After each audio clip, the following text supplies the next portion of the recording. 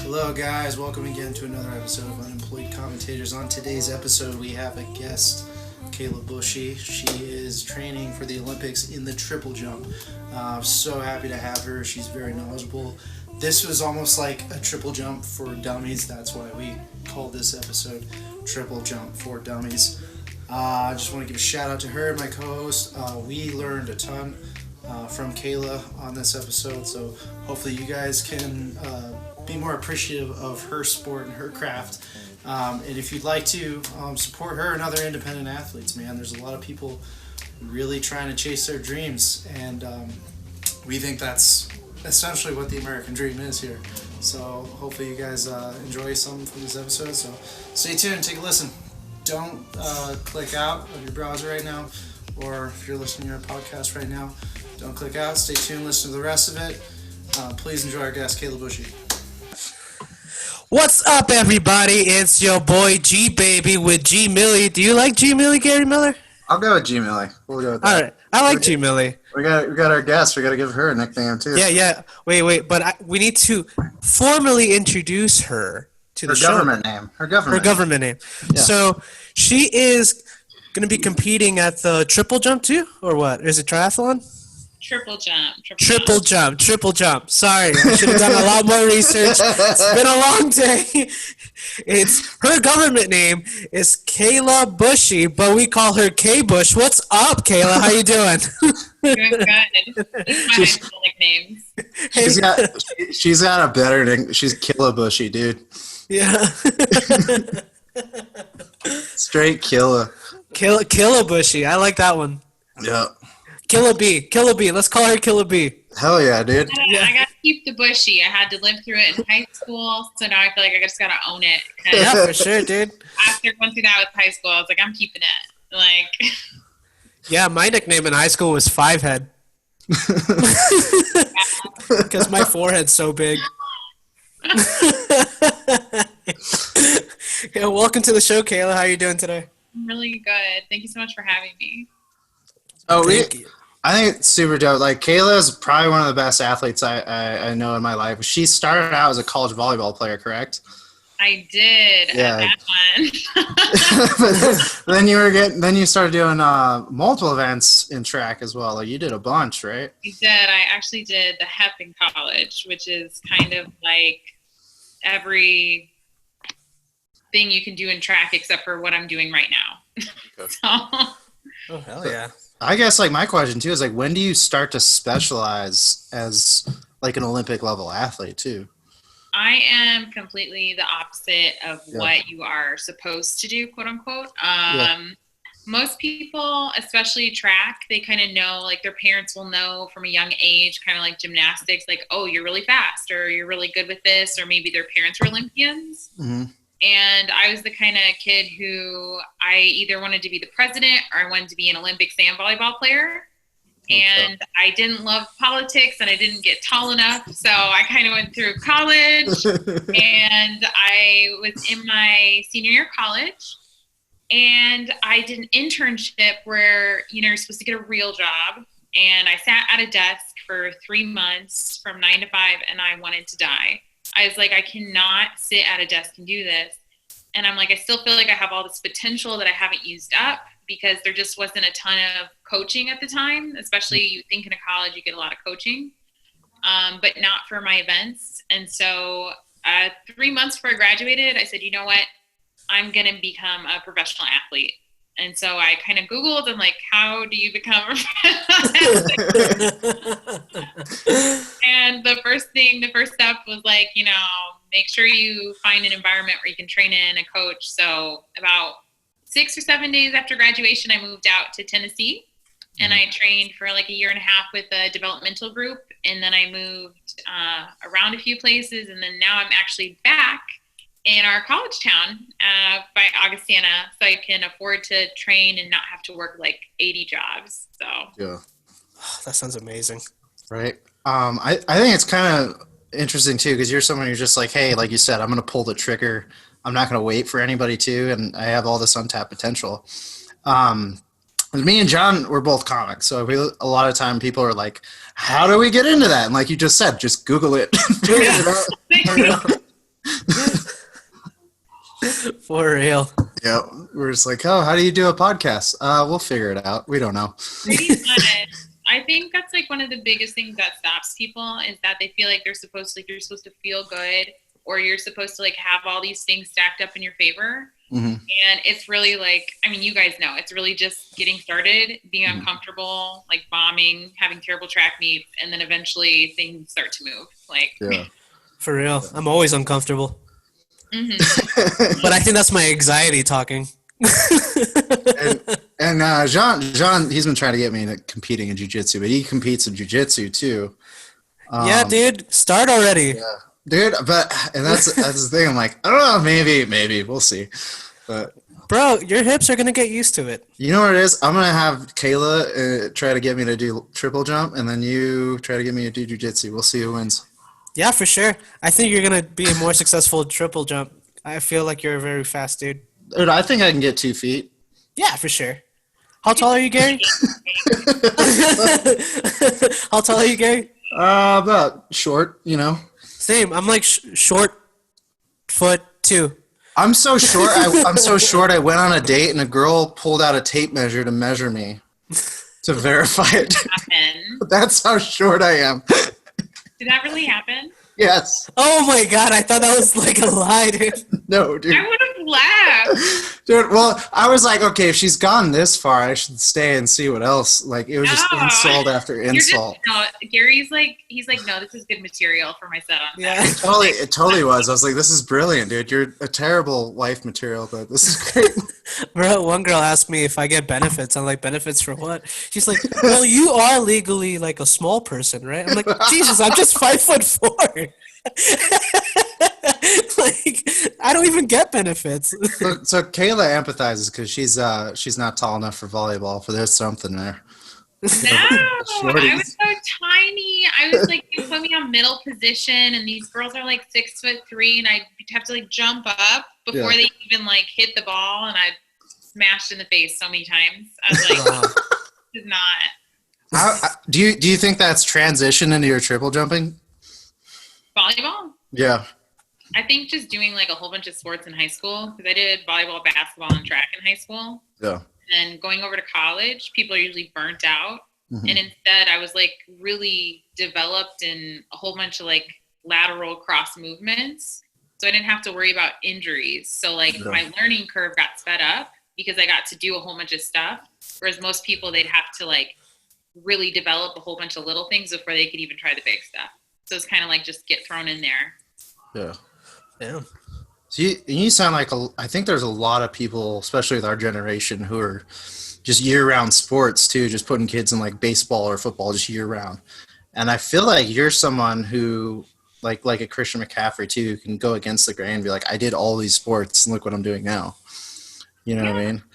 I don't see why not. I think some of the best advice that I ever got from someone was they said, number one, everything always looks better in slow motion. Doesn't matter what it is. So if you're going to compare yourself, don't do it in slow motion. And the number two thing is that almost every world record that's set is set when people are in their 30s, because they have the body and they also have the master of like their mind, and they actually know how their body feels. It's the prime.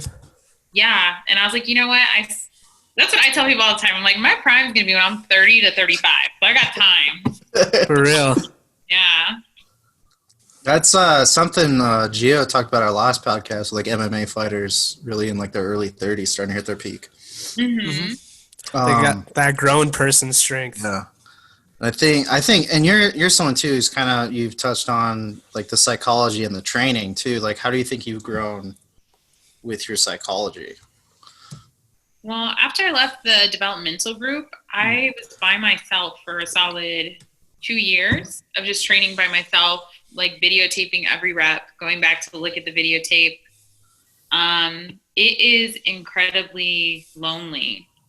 And if you don't like who you are and you're going home at night at the end of the day and you're looking at yourself jumping into some dirt, like you have to really start to like who you are and what you're doing.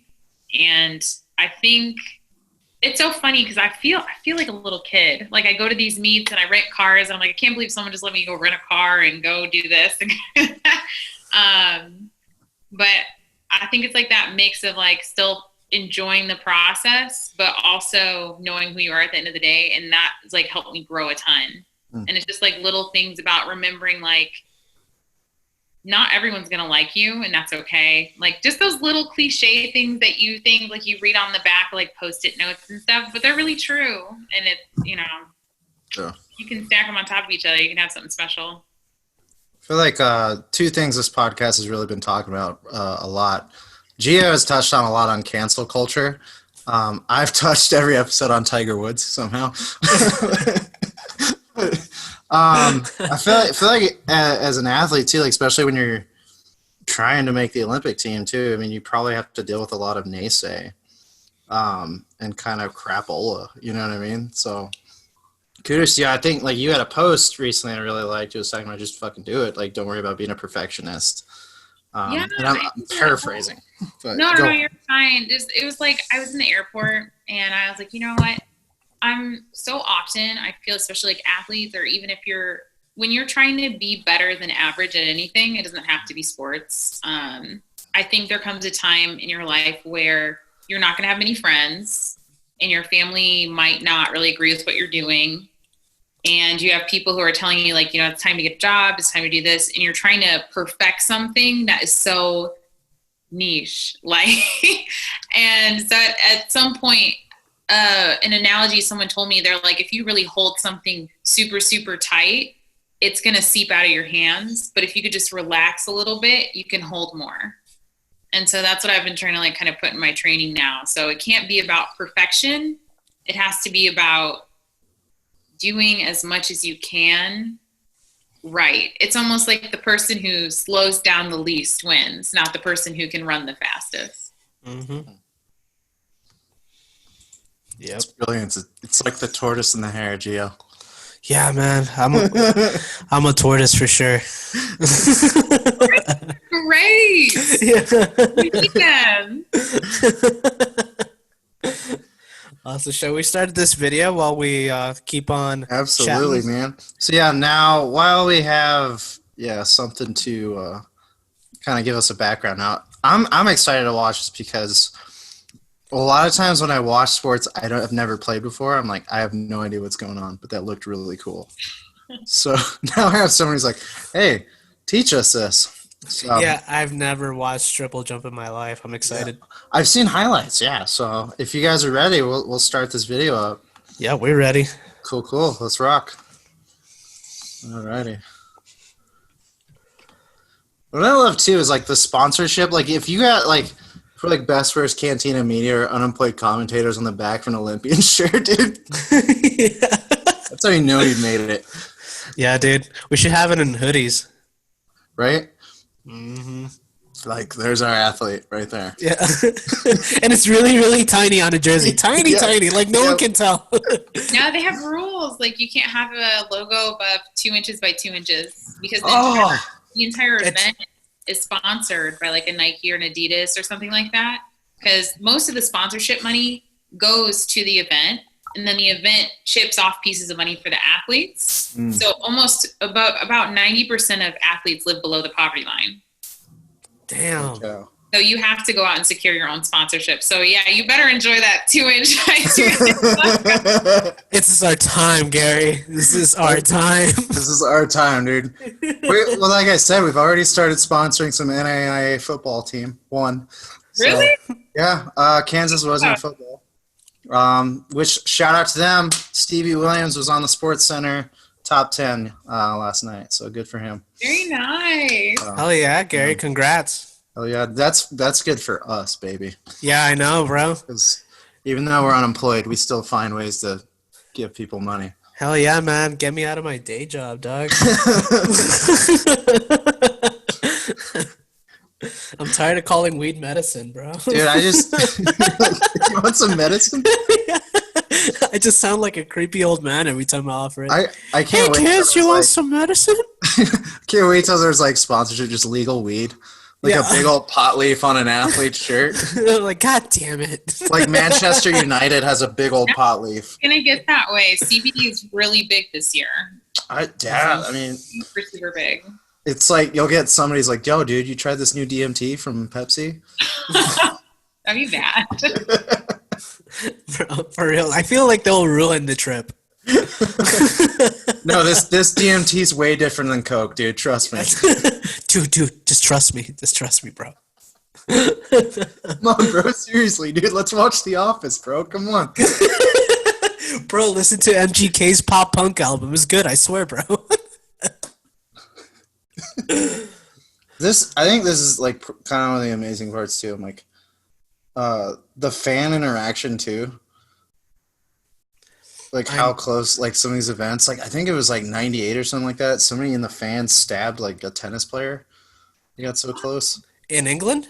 Yeah, I think so. It was like Steffi Graf, I want to say. It's crazy because I always feel like American fans are just really, really loud and drunk. Yeah. But like the European fans are just very quiet but very dangerous. Yeah. I'm afraid of both. This is the one thing I did want to ask you about. So, like, when we talk about triple jump, I'm like, okay, there's like a triple jump, but I'm like, how do you gauge how to plan that, I guess? What part of it? Like, right there, like when we're watching this replay and she's like, boom, bounding, right? Is that the correct term? What would be the correct term? Yes. So if you're just going alternate, that would be bounding. And then what she's doing right now, her foot just hit the board. And so the first thing is her hop phase. She'll hit the ground to the step phase. And then the third part is the jump phase. Okay. So, and you're talking in the phases. So for dum-dums like myself, how would you explain that? All you have to do is hit your heel to your butt once and punch your knee twice, and you'll end up in the sand. Okay. Oh. So you just try to, the thing is that piece of board that they're hitting, it's only 8 inches. And so you're trying to go as fast as you can and hit that 8-inch piece of board and then maintain your momentum or accelerate through each one of your phases so you can keep going faster. It's almost like if you take a ping pong ball and you throw it across the table and it bounces, you don't want to lose any sort of your speed. And so when they hit the ground, you try to be really stiff and you got to kind of like breathe out your air and have your core be tight every time you hit the ground. Wow. Okay. So you got to like synchronize your breathing. Sorry, do you have a question? Yeah, I was about to ask, are there like a lot of knee injuries when it comes to this sport? There's a lot of injuries in general. Yeah. The impact that you take is about 33 times your body weight each time you hit a contact. The world record for men, he's going, I think, 26 miles per hour in his last 10 meters. But the stiffer you can land, what happens is all that force that's going through your body, it goes straight up through your foot and all the way up through your head. And then let's say if you have a break in your body, like if your butt's poked back, that's when you get a hip injury because all of that's shooting through your hip. Or if your knee's out to the side, that's when you get a knee injury because the energy has to come out somewhere. Mm-hmm. Yeah. As long as you can, I mean, that's what training's for though. I mean, every sport you get injuries. Mm-hmm. As long as like you're doing tons of mobility and like taking care of yourself, you should be pretty good. But almost every athlete has an injury in this. Yeah, I mean, it's like how baseball pitchers have like that Tommy John surgery, or is it called? Tommy John surgery. Tommy John surgery, like with the elbow. Then you have like grapplers who have like really bad hips or backs, like Gary and I. Mm-hmm. That's why I asked, because I'm like, ooh, that hurts my knees every time I look at it. I think what I noticed, it looks like such an unnatural kind of motion, but I guess that's just for me never really doing it. You know what I mean? I would not say it's natural. Yeah. 'Cause it's like boom. It looks like an exaggerated James Harden Euro step for sure. It kind of is. Like, makes it like a sham god, right? Yeah. So, like, it's really, I don't know. It's almost like, it sounds so stupid, but it's almost like riding a bike because your foot kind of comes up in that motion. But imagine if you took the full impact, if you like took a jump off of a ramp with a bike and you just took it on one leg and kept going.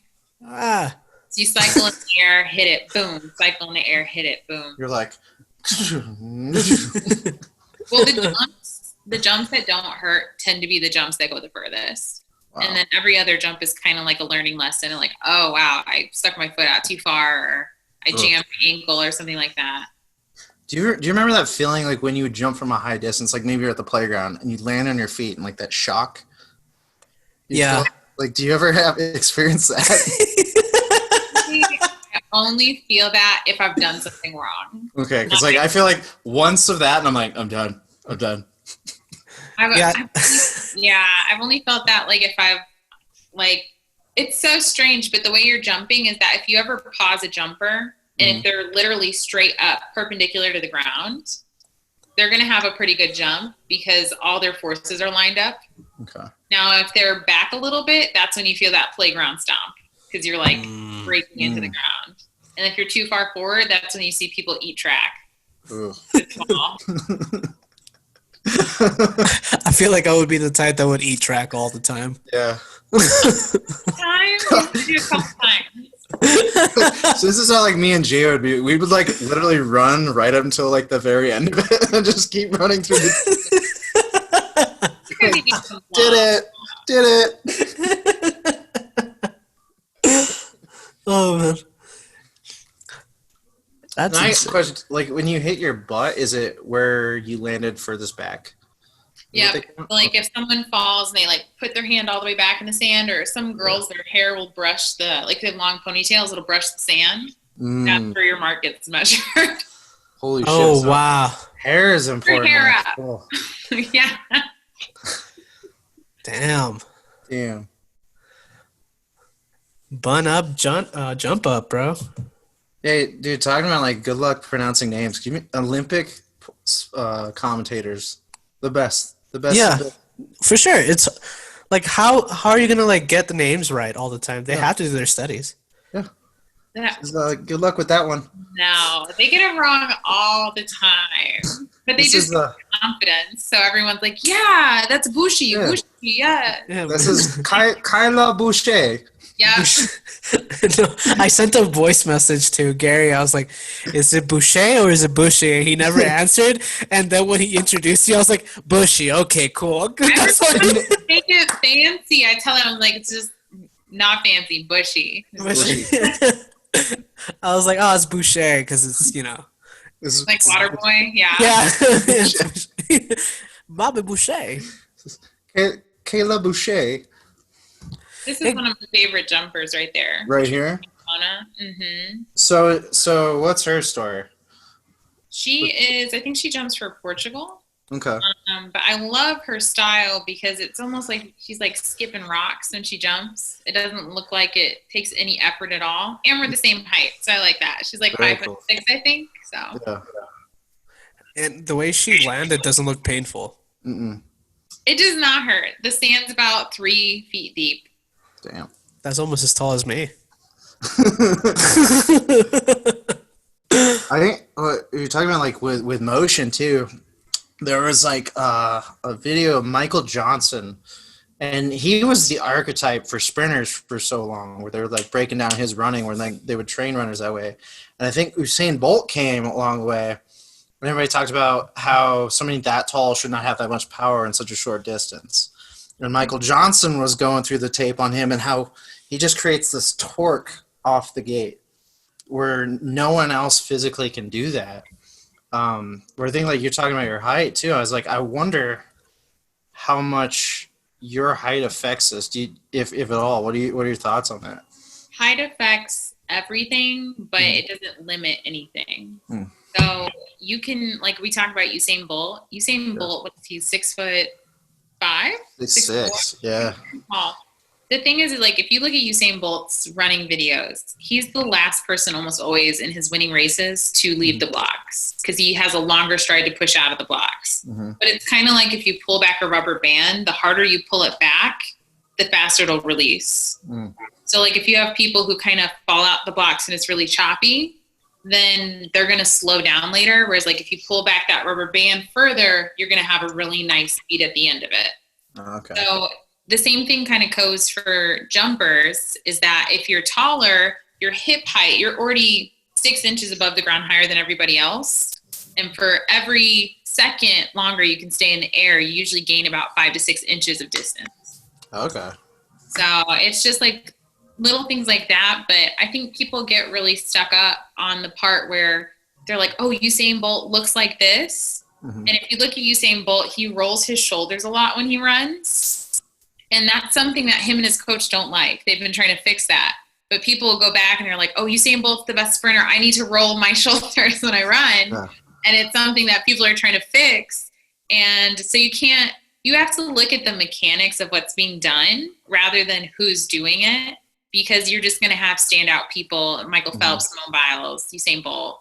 Whereas like Michael Johnson, he arched his chest so far forward. A lot of people lock up their backs doing that. So you have to find what's ever authentically your style and then just make sure you're matching the physics with it, because nobody's going to look like you if you're breaking records, you know? Have you thought about coaching in the future? People ask. So I coached at a college for the last couple years. I would be open to it, but I love so many other things. I feel like people have multiple lives within their life if they're lucky. For sure. And so I want to completely live out the track and field athlete life first before I dig into like a coaching life. So because the way you explained it though, just like made guys like us understand. And then I can imagine like you giving just different advice to different other athletes depending on their strategy and the technique and their body types. So, and a lot of people don't look at that when they're coaching. So I'm like, damn. You always That was awesome. come on, let's go. Yeah, that was awesome. Yeah.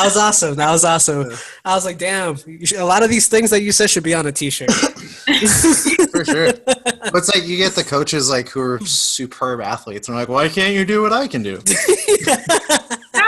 Oh my gosh, there's some OG coaches out in like Arizona, and they're 70 years old, but because they know how to like correctly run, they'll be running next to this 22-year-old who's running like 10-second hundreds in practice on repeats, and they're just like with their camera running next to them like, good job, get your knees up. Like, it's insane.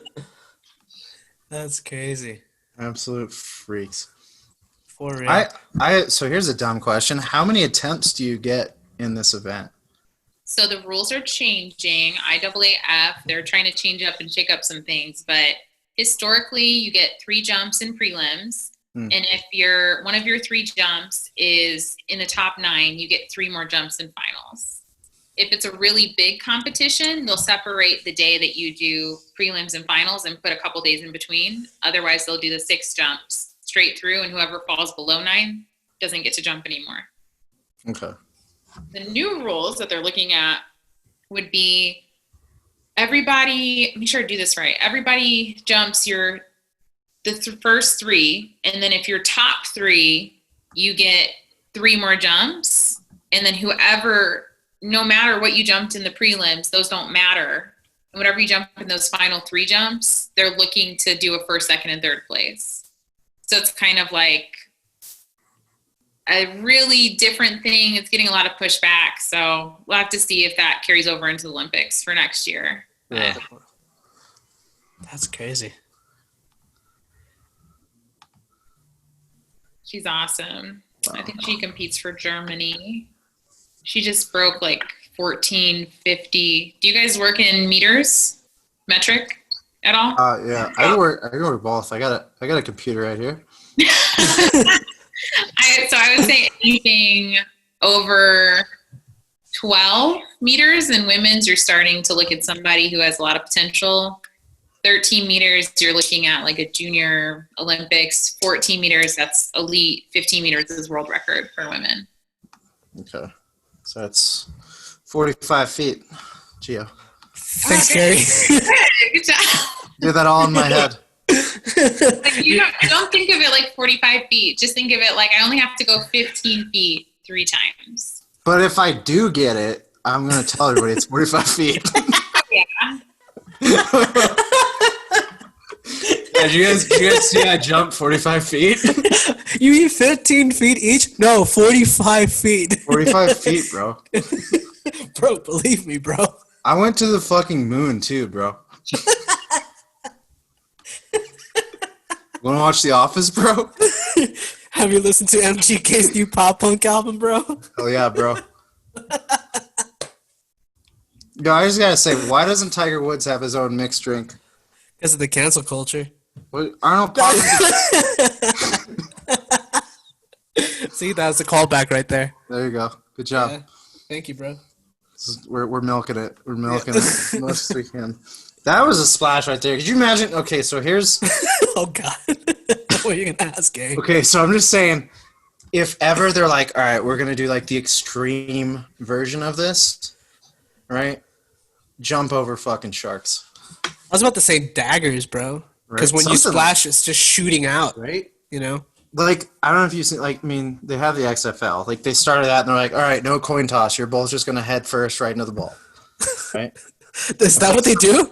Yeah, that's what they used to do in the XFL. Jesus. Yeah, I'm saying it's insane, right? But no one in their right mind ever thought that was going to happen. But let's just say some crazy ass billionaire gets a hold of this sport. Right, Kayla. In your event, you're going to be jumping over a bunch of starved piranhas. We gotta remember track. Track stems from everyday like survival things. Right. So who can run the fastest? Who can throw something the furthest? Like a discus used to be like a rock. A javelin used to be a spear. Triple jumping's like jumping over ponds or rivers. So everything kind of has a thing from the past. Yeah. And then there's wrestling. Which is like who can tickle who. Exactly. But that's crazy. So like that quote, if you can dodge a wrench, you can dodge a ball. It's like, It's true. Dude, I mean, like these it's triple true. jumpers, you're like, dude, if I'm building like a dream team in the jungle, I got to have Kayla Bushey on my team, dude. damn right. Right? Yeah, if you set up the runway and then you mess with the ball, and you're like, okay, that's her mark. It's coming, her. Yeah. Then we can What was that like old game on Nintendo? It was like pratfall or something where you had to like jump across. Yeah. That's what All right, so we got 2 ticklers and 1 triple jumper. We just Yep. need a guy that can throw things really far. Yep. Or whoever person that could throw things far. And what else do we need? So this girl did 1344 right Yeah. here. Okay. Cubana. She's a badass. The Cuban jumpers jump beautifully. They hit the ground and you'll see their knee pop up almost the same time their foot hits the ground at the same time. Damn. But they start training when they're a specialty country. They start training at 12, 13. Okay. So they're usually around an elite level by the time they're 17 to 19. Yeah, because they take care of their athletes over there, right? Yeah. In a way. I mean, not the economy, but they take care of their athletes. I think. They create great programs for the athletes. I'm not sure how the money works over there. Okay. I don't think it's as capitalist as the U.S., where you can make your own money. Usually, I think the money goes back to the country rather than the individual athlete. Yeah, for sure. Cuba's communist Puerto Rico.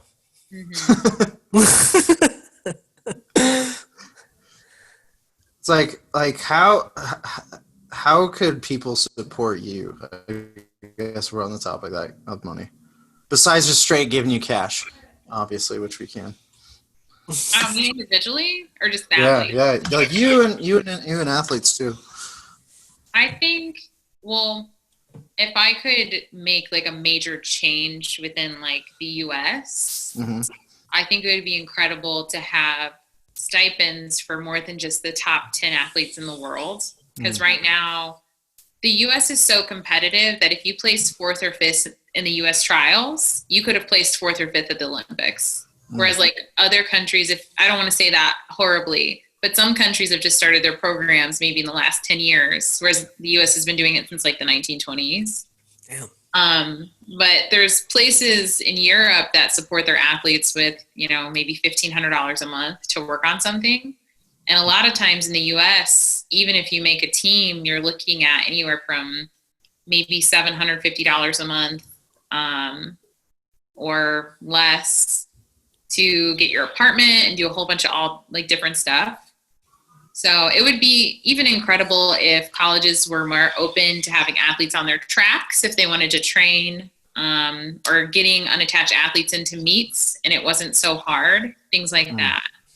So was it like the team Foxcatcher? They took care of the wrestlers before the guy Yeah. killed the. Yeah, maybe not. Yeah. That was such a problem too. I think like if it's still kind of a problem, like what Kayla's talking about, it would be kind of interesting too if they had like stipends based on performance too. Like if you're not top 10, you're like, hey, I hit like you're saying like 12 meters or something like that, right? You know, and you're like, oh, here's X amount of money. That would be kind of cool. I mean, but I cannot even complain because being an athlete today is so much better than it was 20 years ago, just because of Instagram, YouTube, Facebook. Like people can actually watch what you're doing.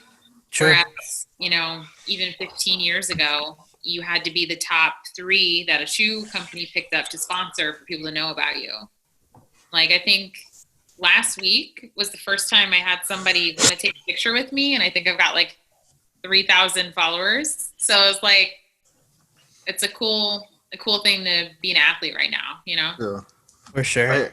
You just made me think when you're talking about like when people would get sponsored, like that Dan versus Dave thing in like '92, when like Reebok invested all these things in these decathletes to be like, who's gonna qualify? And neither of them ended up doing shit. Man, sorry, keep going. No, and that's like the end of the thing, but it's like you talk about like risk, but I think you've done like on your YouTube channel, you talked about your entrepreneurship with, you know, how to make money off your Instagram and stuff with like what LeBron makes and what you makes. I thought that was a dynamic. I don't think it's ever too early to monetize. And I think for a long time I was like, oh, I need to have this many followers and I need to be the top 3 in the world, this, and that. And then I'm looking at these athletes who are top in their category and they're broke. I'm like, there's so much that people care about the come up story more than they care about maybe supporting the person who's already on top, because you can connect with that person more. And so that's what I'm really trying to do now is like put myself out there and learn about how the contracts work, how the money works to get to travel, how Europe works, how branding yourself, creating products. Like I think more athletes need to look at that development side and develop more mentally a business sense, because as an athlete, your body is now a business. Like, and if you're, even when it comes to like insuring body parts or, you know, just little things like that that you never know about, especially maybe coming from a smaller college like ours, like it makes a big difference, you know? 100%. 100%. Yeah, I think just in terms of like what you're selling too, I think it's beneficial. I, speaking as a customer too, I mean like having the disc board, and buying for an athlete and then them using it even for push-ups and stuff like that. I love what you're doing, man. I'm so glad you came aboard and talked with us. Thank you. Gia, got any closing thoughts, closing questions, buddy? I don't. I think she answered every question that I had in mind already. Usually I'll be like, man, what about this? What about that? Now I'm just like, no, I got those are all the questions I have. I think this has been one of the first podcasts I think that we've had an athlete explain through and through, and she kind of been so informed. So we're really grateful for that. I hope it was not boring. Gosh, I feel like it was good. And my life is so wrapped up in jumping in sand. And so I'm like making my own shoes and stuff. Yeah. You know? Well, I mean, awesome. shit. That's the thing. We're so crazy. Like, we're thinking about jokes and shit like that, too. We're like, oh, that would be funny. We're like, we just lose empathy at some point, too. Yeah. I was just like, let me not joke too much on this episode because I'm actually learning about something. Dude, it's like being in school all over again. You're like, shut up, that was a good one. Just shut up. Yeah, don't be the class clown today. Don't be the class clown. I have those thoughts all the time. That always happens in like business meetings where I want to make a joke, and then I just have to tell myself like, no. Like, Looking canceled. Yeah. No, I think I had a meeting once, and it was during when this COVID outbreak happened, and this meeting is for my job. They were like, the best thing you guys can do is just put some salt around the dispensary and just burn some sage just so you can scare the COVID away. And I was just like in the background like, are you serious? Like, this is so much material, but I can't say anything. Like, watch out, Fauci. I got the cure, and it's sage, buddy. Dude, I've been using my healing rock, dude. Yeah.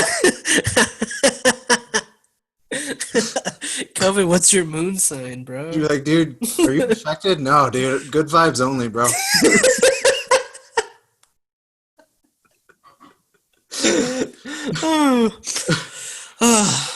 See, now we made it like very like. Yeah. We made it from yeah.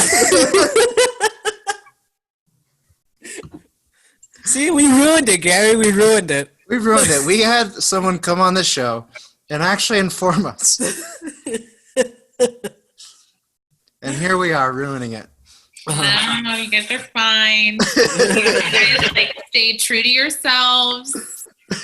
That's all you ever need.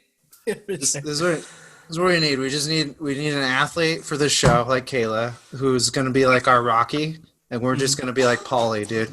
Just a couple of drunk degenerates. But we're in your corner. Story of my life, bro. All right, so I got my closing question. Yes. Okay.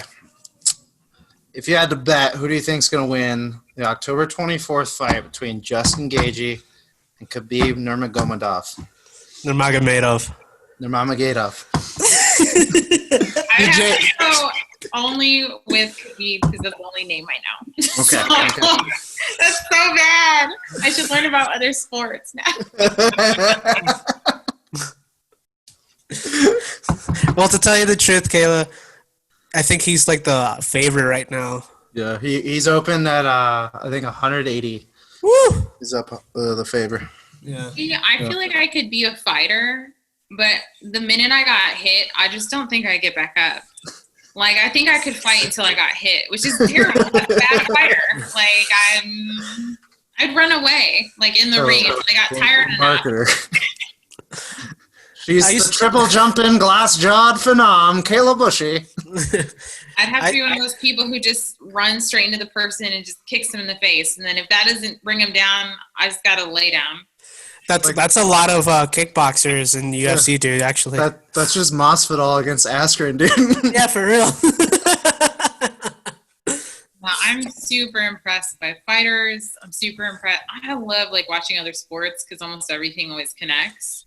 Even if it's just, like, a roundhouse kick or just something like that, it always has, like, this linear thing that goes through all the sports that I love to watch. I'm even kind of excited for the CrossFit Games. So that's saying a lot. All right. Well, thank you so much, Kayla.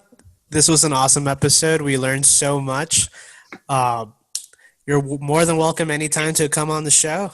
Just let us know. We watch other sports too, man. Like since you're such a sports fan, we watch everything. We're about to watch some Tiddlywinks. What? Are we? No, I was like, and for you guys that are listening or watching or whatever you're doing with this podcast, thank you so much for staying tuned and learning with us. And remember to stay employed because we're not. Bye. Bye.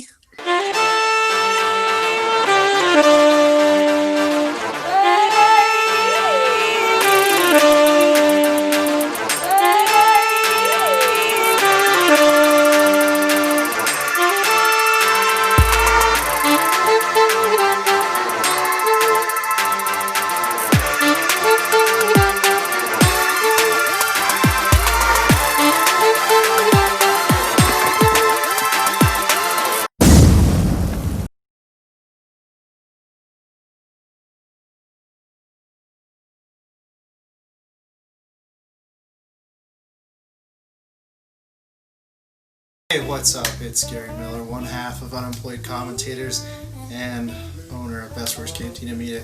If you guys like this episode, make sure you like and subscribe. And if we had a guest, be sure to follow them, check their stuff out. We're always lucky. Thank you guys so much for watching. Thank you so much for listening. Like I said, if you like this podcast, like it, share it, follow it. We exist because you guys allow us to exist. We're going to keep creating as long as you guys keep watching. Thank you.